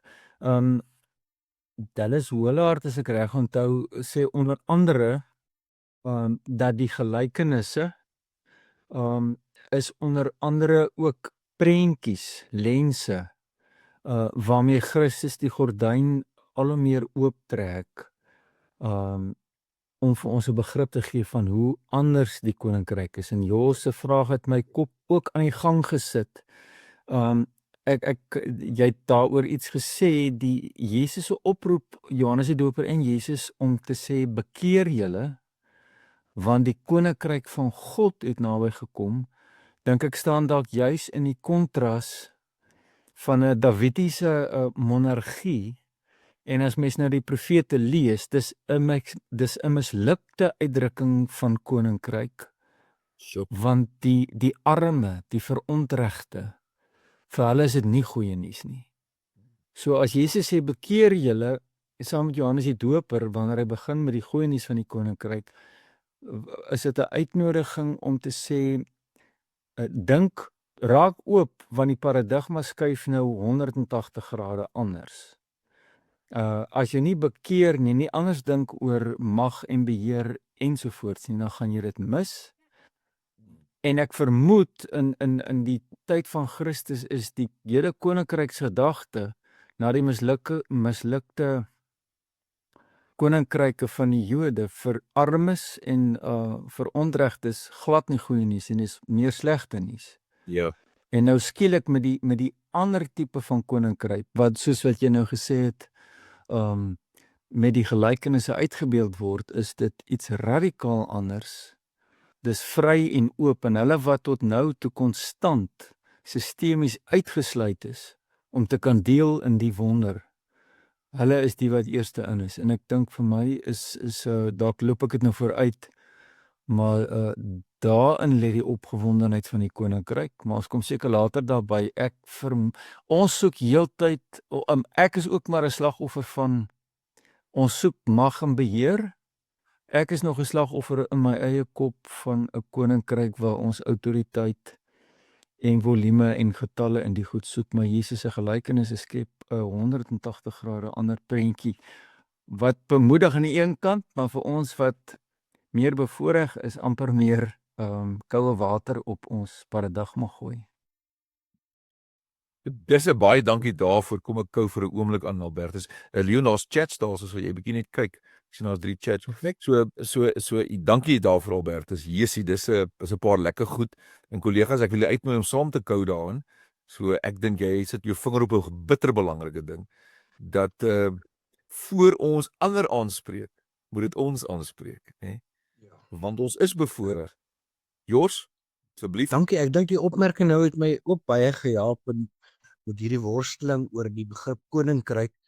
En dalk is die kontras juis weens die mislukte profiel wat die gemiddelde Jood gehad het oor die Ou Testamentiese konings, dat hier nou 'n alternatief kom wat anders werk.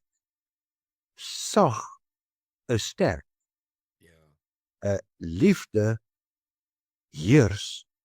Dat daai kontraste in die nuwe koninkryk wat 'n hemelse koninkryk is, nie 'n siek aardse koninkryk. En dat mens dalk daai begrippe van Jesus se woorde van gesag, ek sal dalk net dan dit wil verander. En dis maar net my persoonlike denke. Nee, asseblief deel. Hoe sal jy dit anders te stel? Help ons bietjie. Gesag. Dat gesag is iets wat afgedwing word terwyl God dringend werk en nie forcerend werk.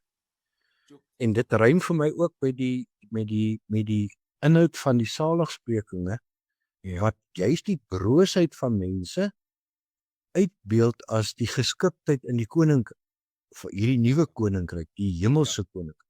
Ja. So ek dink maar net saam julle, maar dit is Lekker. Kyk, dit help. Kyk, ek gaan net wat jy nou sê oor die gesag, nê? So want woorde dra bepaalde betekenis en ek bedoel, jy weet, jy kan so kom ek sê, met die gesag wat ek nou wel gekies het daar, is dat Jesus sy gesag versus die Fariseërs. So jy kyk na 5 tot 7, hy sê, maar julle geregtigheid moet meer as die Fariseërs wees. Ek wil nou teruggaan na die bergrede toe weer ietsie daar gaan wys. Wat hy kwai goed sê, wat indrukwekkend kan klink. Maar dis 'n ander gesag. Dis 'n gesag wat vrymaak. Dis nie gesag wat die Fariseërs as Jesus hulle aanvat hier by Matteus 23 sê julle ander geslag, want hulle het they lorded it over the people, né? Hulle was heersers gewees. En hulle like nie vir Jesus nie, want Jesus kom word 'n bedreiging vir hulle mag. So daai gesag moet jy dalk in 'n lekker ander beter Afrikaanse woord wat ek nou staan, autoriteit, dis al beter woord, ja, dis 'n beter woord. Sy autoriteit oor alles, nê? Dat maar dis nie autoriteit soos die Fariseërs se autoriteit is. Nee. Dis 'n sagte ou. Dis 'n sagte autoriteit. Okay, so nog iemand hierso voor ek julle nou weer terugvat aan die bergrede toe. So nog 'n opmerking van iemand wat nou gesê is wat Jors of Albertus gesê het of wat jy raak sien. Okay. Ook jy het na die chats gekyk, Leon. Is daar iets oor die chats wat Ja, nee, daar's niks. dat Ja, ek sê Bernard wat gesê het hy is weg en Mart het gesê Jors se vraag ons vir haar ook 'n interessante een bietjie laat dink en ek het die kode gegee vir die VBO-punte. Okay. So as nie vra nie. Jy kan rustig aangaan. Okay, so vriende, as ek julle weer terugvat en na die bergrede toe en as jy kyk, ek net weer my Engelse Bybel wat ek gebruik nou maar dong meer.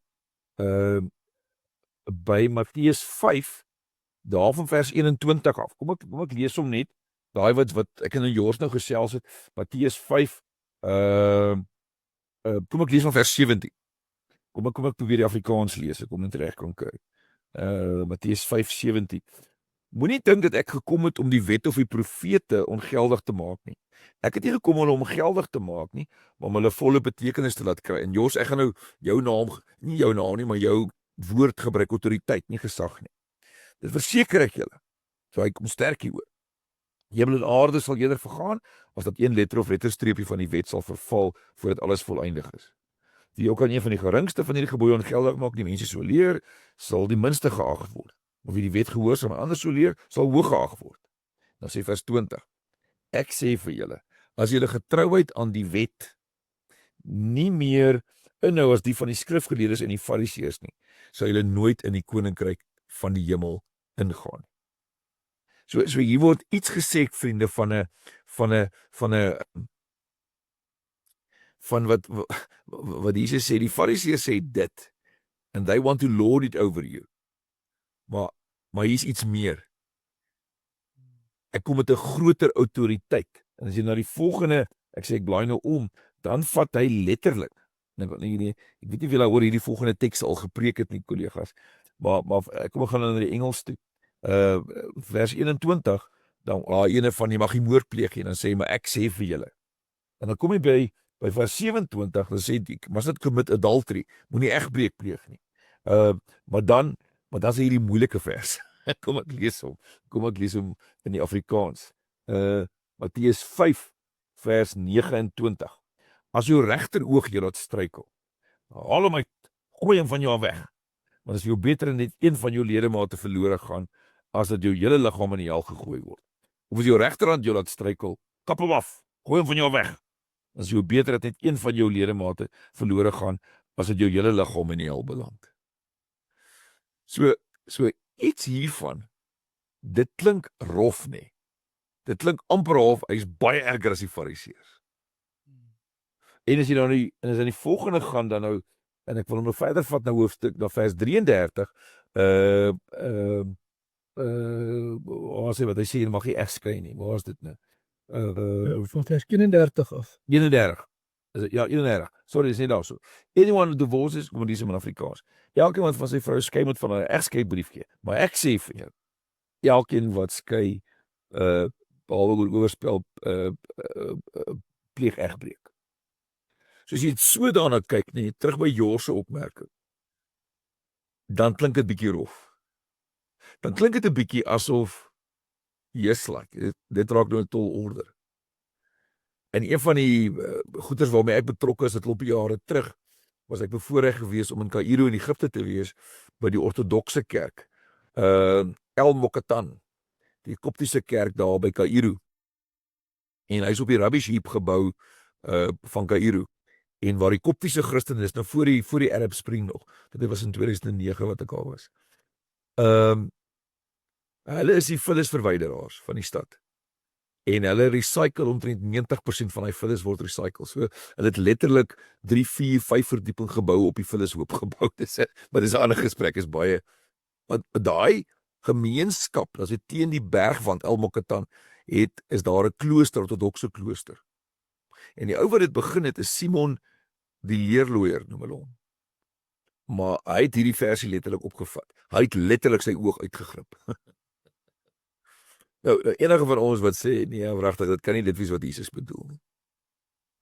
Maar eintlik probeer Jesus juis iets anders te sê. Kom ek gaan net eers vir julle vra wat julle dink, voor ek nou sê wat die konklusie waartoe ek gekom het. Hy probeer nie sê, pluk letterlik jou oog uit nie. En as hy oor hom nie letterlik sê nie, dan sê hy iets anders te ook oor die een van egbreek. So kom ek stop eers daar en hoor, wat dink julle kollegas? Wat maak jy met daai? Moes hoor. Ek het self die voorreg gehad om daar by die kerk op die Vulgoedhope te wees, te laat. Jy was ook daar gewees? Ja, is aangrypend. Aangrypende plek. Nog mense, nog opmerkings? Is nou julle geleentheid om die kenner te vra. Nee, die kenner nie, asseblief nie. Okay, kom ek vat julle en ek was 'n bietjie daaroor praat. Want onthou, ons het nou klaar vir mekaar gesê waar Jors en Barnard en Albertus ons gehelp het.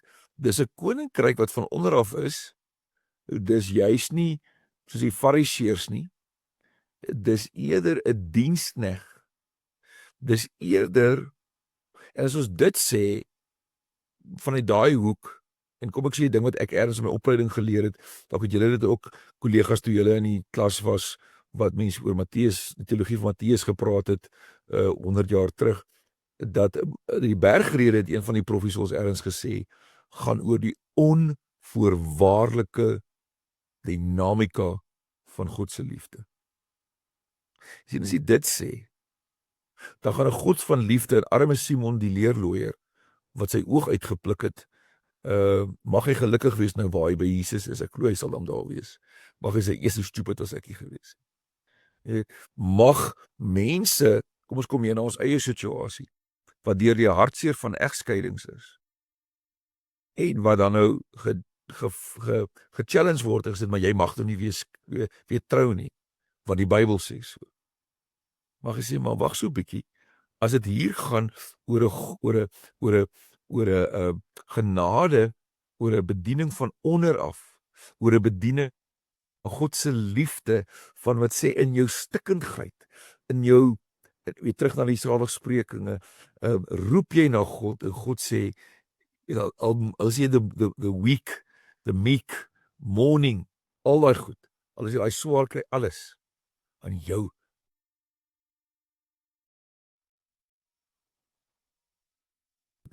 Dan moet jy daai goed anders te omkyk. Dan moet jy daai goed anders te sê, dan lê, jy weet, met die hele ding van die egskeiding, en die hele ding van die oog uitblik of jou hand afkap, is 'n manier om iets net te sê van, kom ek sê dit nou maar reguit, dat ek maar by die punt kom. Jou onvoorwaardelike oorgawe van jouself aan hierdie liefde. So terug by die sagmoediges, terug by begin die eerste saligsprekinge, geseënd is hulle wat weet hoe afhanklik hulle van God is. Jesus, ek is stikkend, huwelik het my vernietig, en ek en my vrou is geskei, of ek en my man is geskei, en like, jy weet, wat maak ek om weer geluk te hê? Weet jy, vir jou wat so swaar kry, ek op ander plekke praat ons dan van die kindertjies ook in Matteus, vir jou wat al hierdie goed, God se onvoorwaardelike goed. Jy sien, dis die uit konteks uithaal nie. Maar as jy nie die groter, kom ons sê, boodskap van die Matteus Evangelie, en so werk jy nou met ander tekste ook, as jy nou in die Paulusbriewe is, of as Johannes Evangelie, of die boek Openbaring, wat ook al, is dit so belangrik, kosbaar kollegas, om die groter teologie van die boek in ag te neem, wanneer jy dan met tekste gaan sit, wanneer jy dan by moeilike goed kom, en sê, like, maar, dat staan daar, maar, dit kan ons nog nie wees, van hierdie God van liefde. Ok, kom ek stop eers daar. Opmerking wat julle my kan aanvat, is nie, maar ek dwaal nou hierso, of maak iets hiervan wat ek sê sin. Hoor graag. Enigiemand? Ek wil amper stout wees, omdat hy nou my swaar is, en hy is goed in pastoraat, en wil ek my swaar vir Albertus, is jy nog daar? Ek wil jou 'n bietjie Wat sê jy oor hierdie verduideliking vir my? Ekskuus man dat ek jou op die spot sit. Nee, Delarve, ek is heeltemal met jou eens, hoe ek tot nou toe aan die lig van die koninkryk ook daai verse gesien het, onder andere ook in die ander sinoptiese evangelies, is dat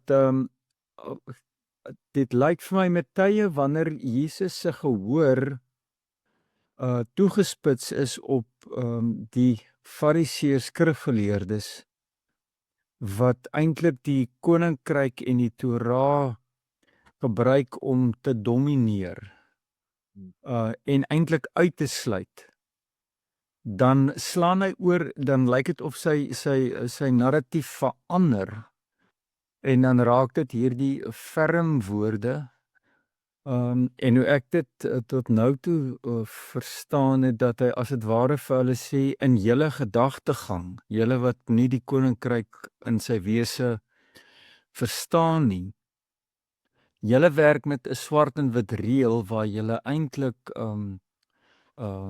kom dan Jorse woord gesag, wat dit gaan oor om beheer te hê, vir absoluteer. As julle met daai reël wil werk, ek kom nie die skrif en die profete, die wet en die profete ophef nie. Ek gee dit juist betekenis. Kyk, want die profete was krities heeltyd teenoor enige gesagsmisbruik ensovoorts. En dan gee hy vir hulle as dit ware hulle eie medisyne daar terug. Die hele ding rondom egskeiding is mos in die konteks dat hulle met skeibriewe van Moses werk. So daar's ek met jou eens, Jesus is nie besig om ewe skielik oor te swaai na 'n wettiese beheerende teologie nie. Dit bly dieselfde Jesus. Dit bly daai uitnodiging en hy gee hulle eintlik hulle eie medisyne om te sê as julle dink met julle selfgeregtigheid, julle kan die pyp rook, dan bly daai ekstreme wettiese reëls vir julle geld en julle bly slawe daarvan en dit sluit julle uit die koninkryk uit. Ek weet nie of my verduideliking sin maak. Kom ek gou verder met hom Albertus, want aan die ander woorde die inleiding wat ek dink baie belangrike rol speel by die bergrede, Jesus se woorde van, ek wil nou Jos se woord gebruik van autoriteit, wat hy juis vir die armes van gees is, juis vir hulle wat so swaar kry. Daai selfe groep mense wat ek julle net nou gewys het aan die einde van Matteus 4, wat absoluut alles verloor het. Hulle kom na hom, hulle weet nie en Jesus is daar. Dan kom sê hy hy wil juis vir hulle kom vir wat dit is. Dat die Fariseërs het gedink dat hulle kan die boksie stiek. Kom wat nou 'n stupid voorbeeld. Ek het nog deur die genade nog niemand in my lewe doodgemaak nie. Fisies geskiet of gesteek of wat ook al nie. So ek kan amper al sê eers ek is right met die 60 punt. En Jesus wil eintlik wys. Maar die konsekwensies Fariseërs, so ek dink jy spat aan Albertus. Ek het dit nog nooit so duidelik soos jy dit nou sê nie, dit help my nou ook weer 'n bietjie. Dat hy sê maar die konsekwensies daarvan is julle gaan dit nie kry nie. Want dan moet julle so hy kom nie 'n nuwe wet deur lê nie. Hy kom wys vir hulle dat dis 'n belaglikheid om te dink hulle is so great. Hulle kom al hierdie goed na en hulle vergeet die genade. So Jesus se autoriteit lê daarin om nie net die koninkryksgedagte, kom ons gebruik nou maar die woord die konstruksie op 'n verkeerde manier om te draai op sy kop te draai nie. Maar ook in terme van die dekaloog, die 10 gebooie op sy kop te draai, om te draai en te sê maar wag so 'n bietjie, hierdie goed is nie daar om jou te laat goed voel nie, maar is ook nie daar om jou te laat voel hoe useless jy is nie. Hierdie is vir jou om daar te help wat om jouself vir die Here te gee. As ek vinnig iets daaroor net kan sê, julle weet, as ek in die Ou Testament kan spring mos, dan begin mos die 10 gebooie in beide Eksodus 20 en Deuteronomium 5. Ek is die hele God wat julle die land van slawerny gered het. Daarom leef so, nê. Nee. So dit is 'n ander funksie as om te wys hoe sleg ek is of ek kan my presteer daarop terug na die ryk jong man ook, want hy sê my ek het alles nagekom. So Jesus wil daai goed ek heeltyd omdraai, die konstruk as ek dit nou maar so weer kan gebruik. So dankie Albertus, jy gee vir my net die woorde om dit nog beter te sê as wat my gedagtes daaroor was. Baie dankie. OK. Goed kollegas, ek het nog so 2 goedjies wat ek julle wil kan wys. Dan is my asem op vanaand. Is daar nie 'n ander bepaalde vraag daaroor is nie. OK. Kom ons gaan die een is sommer net so ou stoute enetjie. Sommer so tong en die kies enetjie. As ons terug en dan gaan julle die Bybel wil blaai na Matteus hoofstuk 2 oor die sogenaamde wyse manne. So dis nou sommer so ou ligte enetjie. So daar word so die vraag is maar dit dra bepaalde betekenis. Hoeveel wyse manne was daar? Meeste mense sê 3. Want as 3 geskenke. Maar ons weet nie of hulle 3 of 30 was of 2 was nie. Was meervoud waarskynlik. So iets daarvan net om te sê dat ek dink die uitdaging vir ons wanneer ons of dit nou Matteus Evangelie is in 'n watter struktuur ook al, ek het nou maar hier struktuurtjie vir julle vanaand gewys wat vir my baie help, en of nou ander dele van die skrif is Ou of Nuwe Testament. Moet jy ek het nou erns ons die term gedoen op varsity close reading. Want baie keer is ons koppe vas met 'n bepaalde persepsie of dit nou van die kinderbybel is van die 3 wyse manne en al die plays, en of ons koppe nou deur goed bedoelde boodskappe wat ons ergens gehoor het en daai goed sit in mense se koppe vas. So ek wil weer die beeld van egskeiding gebruik. In die vroeë klompie jare terug in die NG Kerk en party denominasies funksioneer mos nog so kollegas. As 'n dominee skei dan is hy uit. Ek weet 'n baptiste kollega van my, toe hy en sy vrou se huwelik op die rotse is en daar was geen derde party by enige van hulle nie. Hy is uit die bediening uit en sy lewe het daarvan 'n afdraande pad geloop hier in Bloemfontein.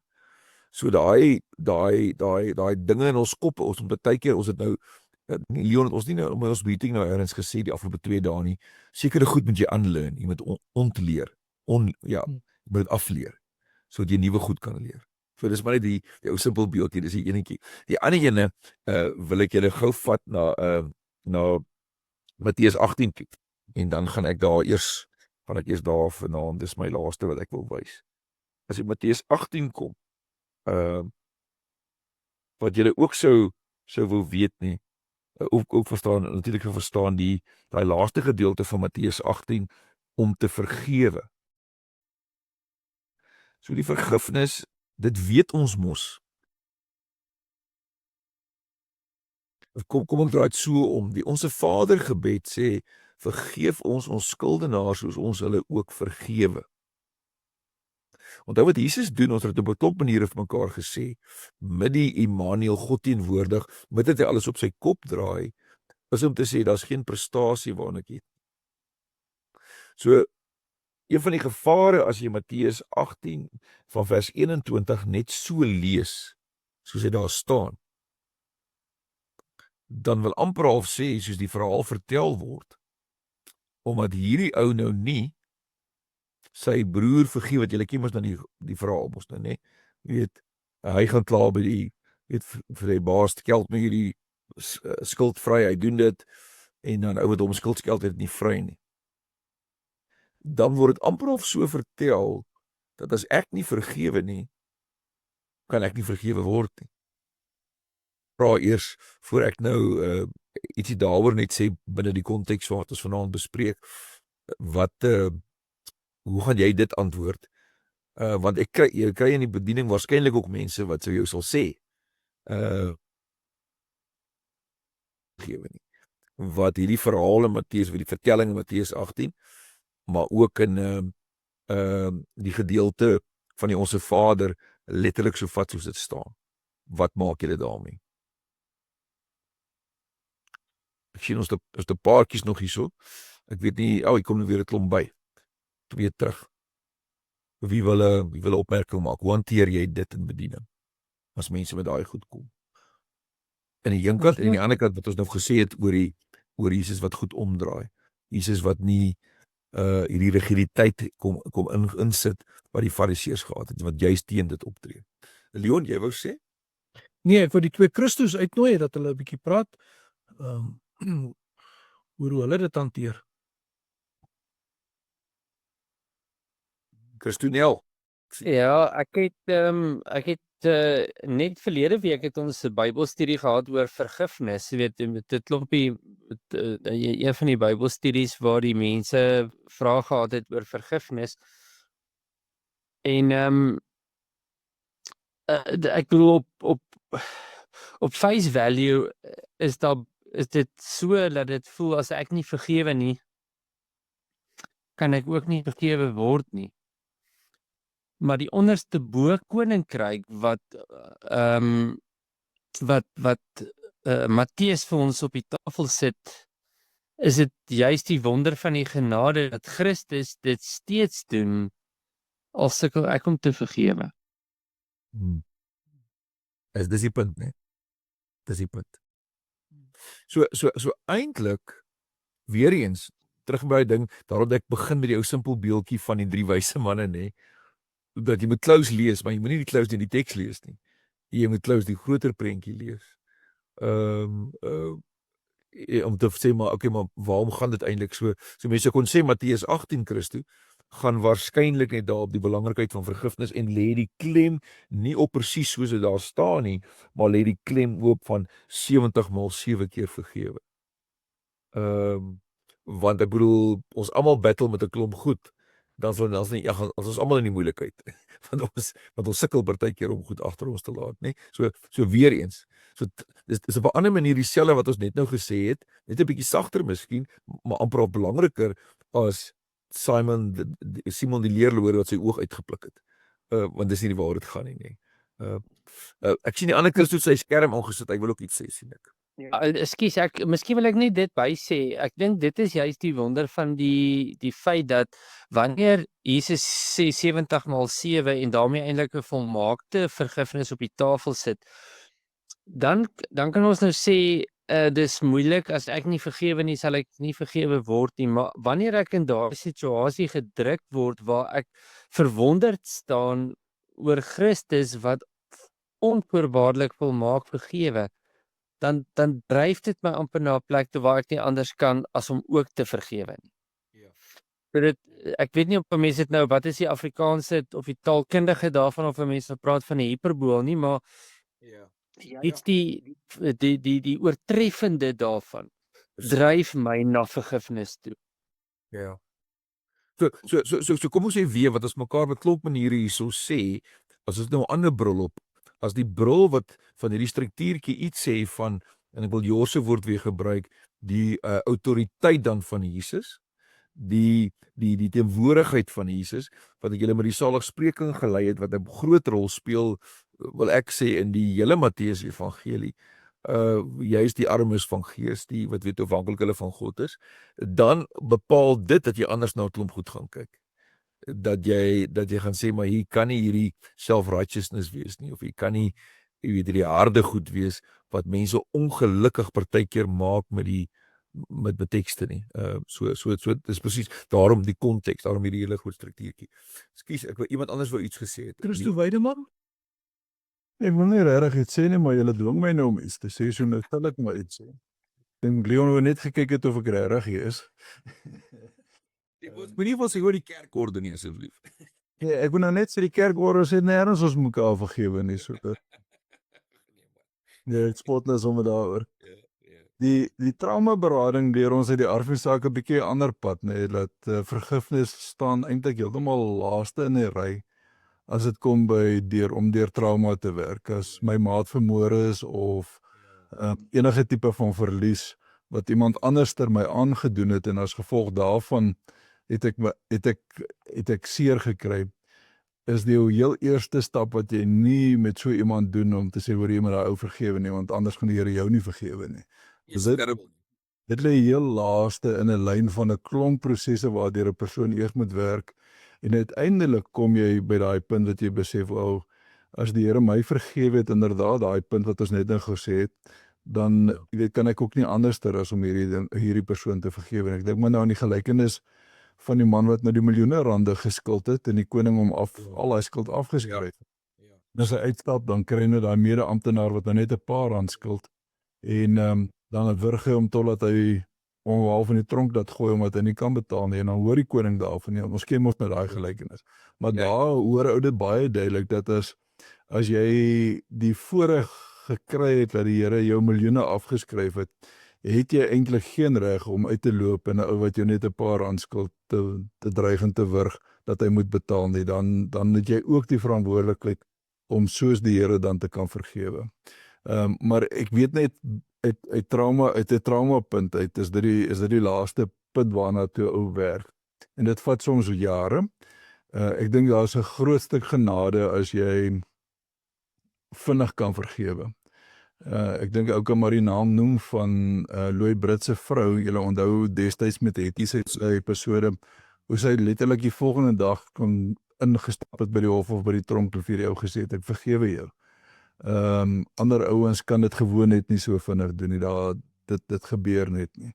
Dis 'n proses waardeur 'n ou werk, en ek dink nie jy moet vergifnis afdwing op iemand om te sê daai teks staan daar, as jy dit nie doen, ek gaan die Here jou ook nie vergewe. Dis mense seer met die evangelie in plaas van om hulle te help. So wat ons hier mekaar op 'n klomp maniere sê is op skoon, en ek hou weer Jos ons gehelp het, die autoriteit van Jesus. Die autoriteit van Jesus is in hierdie wêreld, is in ons lewens. Of dit in die Matteus gemeenskap was waar hulle baie konflik gehad het by die sinagoge, waar hulle beleef het, maar eers hierdie ouens draai ons die rug, hulle maak dit vir ons moeilik. Ons hou vas oor die goeie goed wat ons uit die tradisie kry, uit die Torah kry, uit die Septuagint, uit die LXX, ons hou vas daaraan. En dan sê ons vir mekaar, en soos dit dan nou die boek saamgestel is, die koninkryk is hier, maar 'n koninkryk, die konstruk van onderaf, 'n koninkryk wat nie is vir hulle wat soos die Fariseërs, jy weet, hulle eie mag en hulle eie dit gaan oor hulle nie, ook definitief nie die keiserlike gesag nie, maar 'n teenwoordigheid van God by mense. En ek sê dit nou so, Christo Weideman, om nou juist aan te sluit by jou, God se absolute sagte genade. Kyk, en baie mense lees Matteus nie so, dis makliker om Lukas so te lees, want Lukas het al 'n paar sterk lyne oor Lukas se hart vir armes. Dis 'n ander gesprek vir 'n ander dag. Matteus lees meeste mense nie so nie. Matteus word ongelukkig partykeer gebruik vanuit die bergredekade to set the post very high.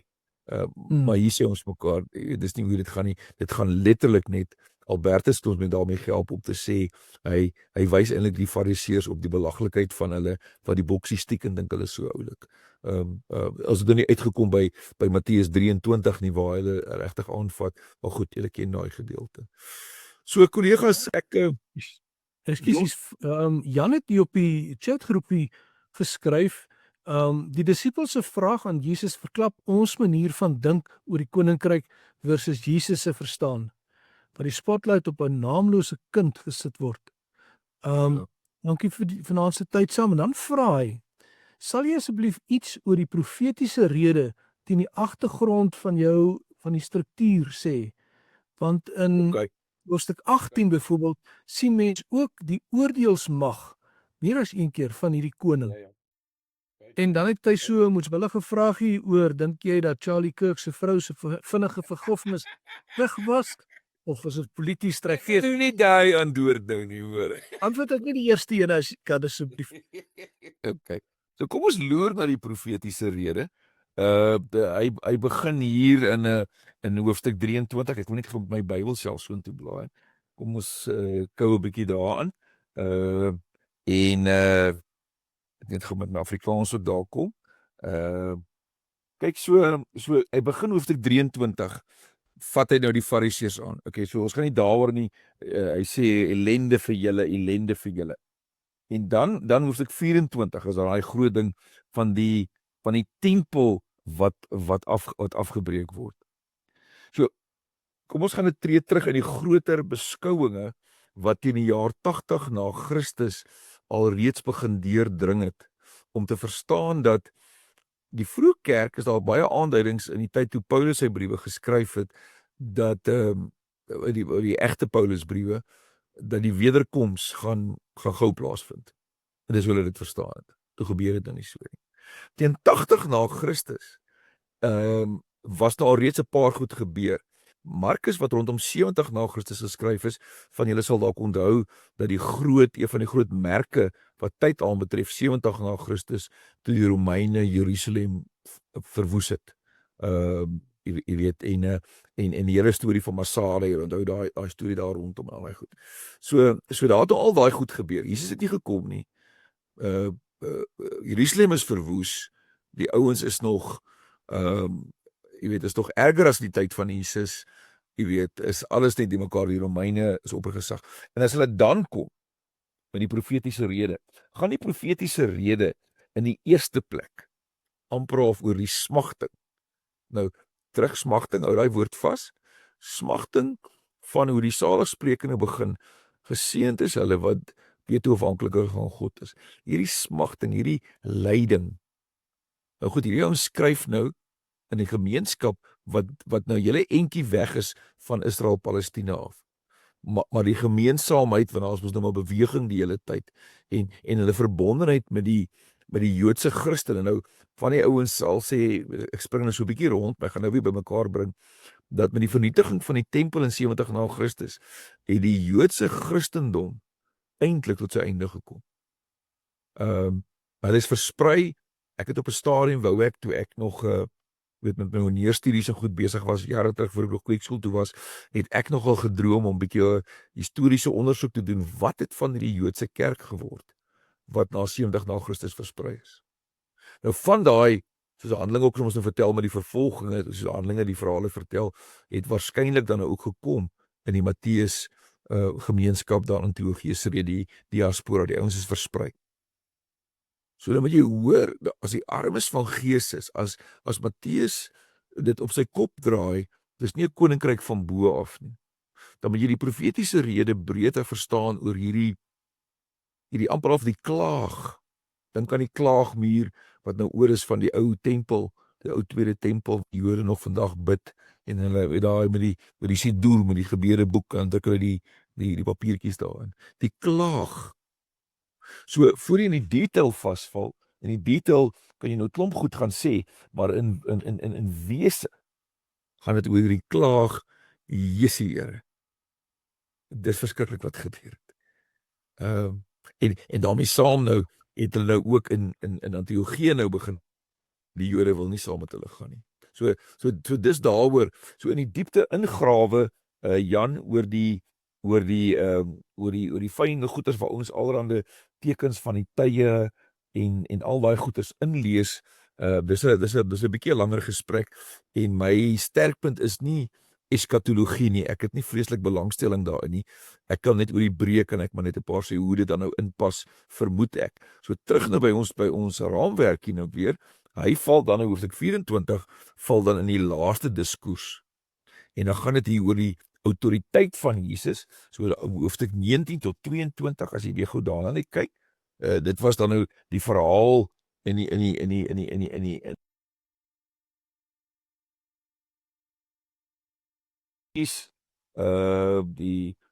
ryk man, die weer 'n paar parables wat daar vertel word, jy weet, so dis die uitnodiging.